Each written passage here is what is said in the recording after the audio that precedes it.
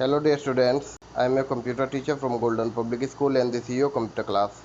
So as you know we are discussing about app development and this is third part. In second part we discussed about classifications of applications or apps. So today we will discuss about uses of some common apps. So without wasting any time, let's start. So as you can see uses of common apps. Apps have become so prevalent today that a suitable one can be found for almost any job, whether it is for learning, entertainment, social interactions, or even banking and e-commerce. There is an app for every purpose. It means कि अब इतने ज़्यादा हम internet का use करने लगे हैं कि हर एक वर्क को करने के लिए कम से कम एक ऐप तो आपको मिल ही जाएगी। सो उसके कुछ एग्जांपल दिए हैं जैसे कि लर्निंग ऐप्स, एंटरटेनमेंट ऐप्स हो गए आपके, जैसे कि आप किसी ऐप को यूट्यूब हो गया या और भी काफ़ी सारे ऐप्स हो गए जिनके थ्रू आप लोग एंटरटेनमेंट जैसे कि वीडियोस देख सकते हैं, सॉन्ग सुन सकते हैं। तो इस टाइप के ऐप्स एंटरटेनमेंट ऐप्स में आते हैं आपके। एंड सोशल इंटरेक्शंस मीन्स जैसे आप फेसबुक यूज़ करते हैं, ट्विटर यूज़ करते हैं, तो इस टाइप के ऐप्स जो है आपके वो सोशल इंटरेक्शंस में आते हैं। और even banking and e commerce, it means कि आप बैंकिंग और ई कॉमर्स भी ऐप्स की हेल्प से इजीली कर सकते हैं। So first one is educational apps. So with the rapid increase of mobile technology, learning with apps has become fun. There is a rapid spread of education to the remotest corner of the world. Today, students in the far-flung villages can easily access high-quality educational resources. So it means कि जैसे पहले के ज़माने में होता था कि जो गांव के विलेज के बच्चे होते थे उनको पढ़ने के लिए या तो शहर जाना पड़ता था, क्योंकि उनके आसपास कोई भी अच्छी एजुकेशन सिस्टम नहीं होता था जहाँ पे वो जाके अच्छे से पढ़ाई कर सके। तो एजुकेशनल ऐप की हेल्प से वो विलेजेस में बैठे हुए भी इजीली हाई क्वालिटी की क्लासेस को अटेंड कर सकते हैं। वो वहाँ पर बैठे हुए ही अपना जो है एजुकेशन को उसको कंटिन्यू कर सकते हैं वहाँ पे। तो एजुकेशनल ऐप का ये आपका एक काफ़ी अच्छा यूज़ है। और जो एजुकेशनल ऐप्स हैं उनको स्टूडेंट्स के साथ साथ टीचर्स भी जो है यूज़ कर सकते हैं अपने डिफरेंट पर्पसेस के लिए। So as you can see educational apps are equally useful for both students and teachers. The teachers are able to distribute study material quickly, conduct tests, and grade the students efficiently by using apps like Google Classroom, Kahoot, etc. So these are some apps like Google Classroom and Kahoot.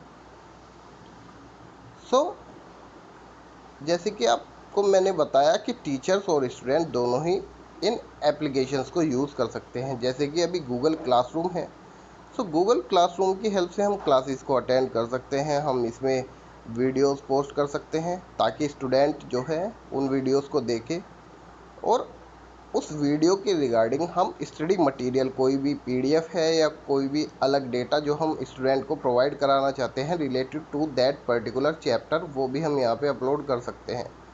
तो कोई भी जो student होगा वो easily उस PDF को वहाँ से डाउनलोड कर पाएगा और डाउनलोड करने के बाद उसको वो रिगार्डिंग जितने भी उसने वहाँ पे उसको क्वेश्चंस दिए गए हैं या उस पीडीएफ में जो भी इंफॉर्मेशन दी गई है उसको वो यूज़ कर सकता है। और अगर स्टूडेंट को कोई चीज़ टीचर के पास चेकिंग के लिए सेंड करनी है तो सेम वो भी इमेजेस को अपलोड करके या सिंपली टाइप करके जो है अपना आंसर टीचर के पास सेंड कर सकता है ताकि टीचर उस वर्क के अकॉर्डिंग उसको ग्रेड प्रोवाइड करा सके। तो इस तरीके से कुछ गूगल क्लासरूम आपका वर्क करता है। सो ये एक जो है बहुत अच्छा एग्जांपल है of educational apps. Social networking in a world that is increasing social and open, social media plays a significant role in communication. These social media apps let you post images, videos and other updates to your profile, which can be shared with anyone. You can connect with anyone across the globe easily. Why such apps? It means social networking. तो social networking का simple सा meaning क्या होता है? Social networking का simple सा जो meaning होता है वो होता है कि लोगों से इंटरेक्ट करना। आप जितने ज़्यादा लोगों से इंटरेक्ट करते हैं वो सोशल नेटवर्किंग कहलाता है। सो अभी का जो ज़माना है वो ऐसा हो चुका है कि लोगों के पास टाइम नहीं है, तो वो जो अपने रिलेटिव्स हैं या अपने फ्रेंड्स हैं उनसे ज़्यादा फिजिकली इंटरेक्ट नहीं हो पाते हैं, वो जो है उनसे मिल नहीं पाते हैं।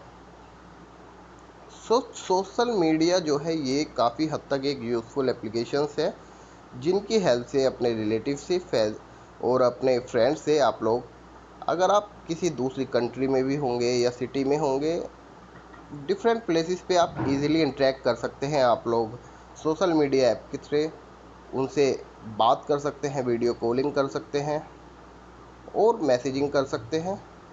सो ये सारी चीज़ें आपकी जो है सोशल नेटवर्किंग जो एप्लीकेशंस हैं उनके थ्रू पॉसिबल है। तो देखते हैं about some social networking application. So there are several type of social networking application available today. Some of the most popular social networking applications are as follows, like WhatsApp, Facebook, and Twitter. So these are some most popular social networking applications. So let's discuss about them one by one. So first one is WhatsApp. With over 1.5 billion active users, WhatsApp is one of the most popular instant messaging app worldwide. Although initially started as a text messaging app, WhatsApp has rapidly grown and now offers high quality voice as well as video calling. It has a simple interface and many useful features like that make it a very popular application. It means कि जो WhatsApp है उसके currently 1.5 billion active user है, जो active person उसको use कर रहे हैं, एंड ये जो है most popular instant messaging app में से एक एप्लीकेशन जो है आपकी है। सो जैसे कि हमें पता है कि व्हाट्सअप जब स्टार्ट हुआ तो सिर्फ ये एक मैसेजिंग एप्लीकेशन था, जिसके थ्रू आप लोग सिर्फ टेक्स्ट मैसेज को सेंड कर सकते थे और रिसीव कर सकते थे। लेकिन इसने बहुत जल्दी ग्रो किया और अब हम इसके थ्रू वीडियो कॉलिंग कर सकते हैं, वॉइस कॉलिंग कर सकते हैं, ग्रुप में वीडियो कॉलिंग आप लोग कर सकते हैं, 8 पर्सन को कनेक्ट करके हम लोग वीडियो कॉलिंग कर सकते हैं। तो काफ़ी जो है यूज़फुल फीचर्स व्हाट्सएप ने ऐड किए हैं। So next one is Facebook. With nearly 2.23 billion active users, continues to lead the social networking sites. It allows all the registered users to create their profile, post comments, exchanging information, share links, photographs, chat, play games, etc. While initially it was PC based, Facebook is now available as a pre-installed app on most of the mobile phones and tablets. It means कि जो Facebook है इसके 2.23 billion active user है, जो कि इसको सारे जो भी सोशल मीडिया ऐप्स है उसमें सबसे ज़्यादा यूज़ होने वाला एप्लीकेशन बना देती हैं। सो इसमें जैसे कि हमें पता ही है कि इसमें हम लोग फ़ोटोज़ को अपलोड कर सकते हैं, वीडियोज़ भी अपलोड कर सकते हैं, अपनी प्रोफाइल्स अपलोड कर सकते हैं, जो अदर पर्सन होते हैं वो उन पे कमेंट भी कर सकते हैं, लाइक कर सकते हैं उनको, और हम लोग इसको एज अ मैसेजिंग एप्लीकेशन भी यूज़ कर सकते हैं कम्युनिकेट करने के लिए। सो काफ़ी सारी चीज़ें जो है फेसबुक में प्रोवाइड की हुई है हमें। सो जैसे कि हमें पता है कि सबसे पहले जब ये फेसबुक लॉन्च हुआ, ये सिर्फ एक पीसी बेस्ड वेबसाइट आप बोल सकते हैं कि इसको एज अ वेबसाइट यूज़ किया जाता था, कि हम फेसबुक को सर्च करते थे और सर्च करने के बाद इसको हम यूज़ कर पाते थे। लेकिन अब ऐसा नहीं है। अब आप लोगों ने देखा होगा कि अगर आपको फेसबुक को यूज़ करना है तो सिर्फ आप एक आइकन पर क्लिक करके इसको यूज़ कर सकते हैं। सो ये जो है फेसबुक के बारे में था। Next one is Twitter. Twitter is a social networking app where people communicate in short message called tweets. Tweeting is sending short message to anyone who follows you on Twitter with the expectation that your message are useful and interesting to someone in your audience. Messages sent with this app were initially restricted to 140 characters. It means Twitter is also a social networking app, but it is different from other applications. Twitter में आप लोग जो message send करते हैं वो short message होते हैं, जैसे कि इसमें मैंने बताया कि रिस्ट्रिक्टेड है 140 कैरेक्टर। आप 140 कैरेक्टर से ज़्यादा एक मैसेज में टाइप नहीं कर सकते हैं। सो ये इसकी रिस्ट्रिक्शंस जो है थी। इसमें आप लोग करते क्या है, ट्विटर का बेसिकली यूज़ ये होता है कि जो पर्सन सेम इंटरेस्ट रखता है आपकी तरह, वो आपको फॉलो कर सकता है। आप कोई भी पोस्ट जो डालेंगे तो वो पर्सन उसको पोस्ट को रीड कर सकता है, उसको उस पर अपना ट्वीट कर सकता है, रिप्लाई आपको वो कर सकता है। So however with the advent of smartphones the users began to find this is an unnecessary hindrance.